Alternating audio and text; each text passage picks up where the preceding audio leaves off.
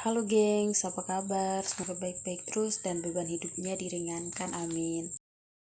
Selamat datang kembali. Bahasan kali ini adalah sebuah drama singkat berjudul The Second Life.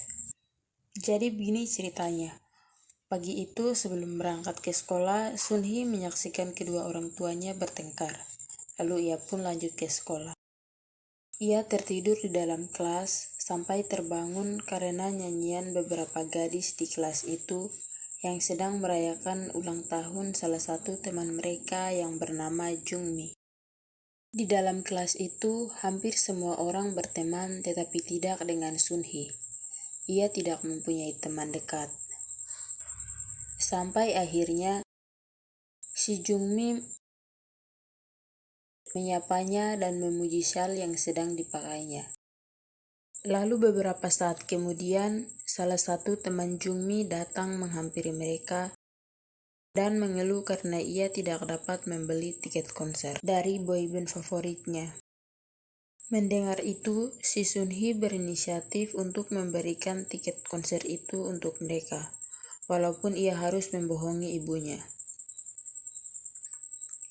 Semenjak itu, ia diterima di kelompok mereka. Ia juga membeli sepasang cincin lalu mengaku bahwa itu adalah hadiah dari pacarnya. Tetapi lama-kelamaan gadis-gadis itu semakin curiga dan pada akhirnya mengetahui semua kebohongan Sunhee. Lalu akhirnya ia sendirian lagi. Sunhee berniat mempermalukan Jungmi. Ia memasukkan cincinnya ke dalam tas Jungmi kemudian lapor ke gurunya. Akhirnya tas mereka semua diperiksa satu persatu. Ketika tiba giliran Jungmi, ia memohon agar tasnya tidak diperiksa. Tentu sikapnya itu membuat gurunya semakin curiga. Akhirnya Jungmi ketahuan membawa alat tes kehamilan. Ternyata kejadian itu membongkar rahasia Jungmi, sehingga membuatnya diskorsing dari sekolah. Keesokan harinya, Sunhee pergi ke rumah Jungmi mengantar tugas sekolah. Tetapi ibu Jungmi memberitahukannya kalau si Jungmi tidak ingin ditemui siapapun. Ketika beranjak keluar dari apartemen itu, tepat di hadapannya Jungmi terjatuh dari kamar apartemennya. Lalu darah mulai mengalir ke arahnya. Ibu Jungmi menangis histeris dan orang mulai berdatangan. Sedangkan si Sunhee pergi dari sana. Ia merasa sangat bersalah sehingga ia pergi dari rumahnya. Lalu ia sampai di tepi sebuah danau, berniat untuk bunuh diri tetapi ia tidak melakukannya. Seorang wanita parubaya memberinya tumpangan dan membawa Sunhee ke sebuah panti asuhan bersamanya. Ternyata wanita itu merupakan pengelola panti asuhan tersebut. Sunhee tinggal di panti asuhan itu kemudian mengganti namanya menjadi Sulki. Nama seseorang yang didengarnya dalam kereta. Ia mulai akrab dengan anak-anak di panti asuhan itu dan ibu yang menolongnya waktu itu sangat memperhatikannya sampai berpikir untuk menyekolahkannya lagi.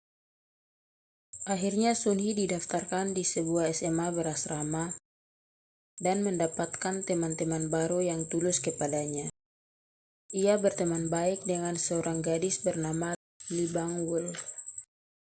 Di lingkungan barunya itu, Sunhee diterima baik sehingga ia merasa mendapatkan keluarga baru. Di sekolahnya juga ia berprestasi sehingga dipilih untuk menerima penghargaan dari kepala sekolah. Namun sehari sebelum menerima penghargaan itu, ia pulang ke panti asuhan. Pada saat itu di panti asuhan tersebut, ada kunjungan relawan. Seorang relawan itu adalah teman Sunhee di sekolah lamanya dulu, sehingga ia mengenali Sunhee tetapi Sunhee berusaha menyangkalnya.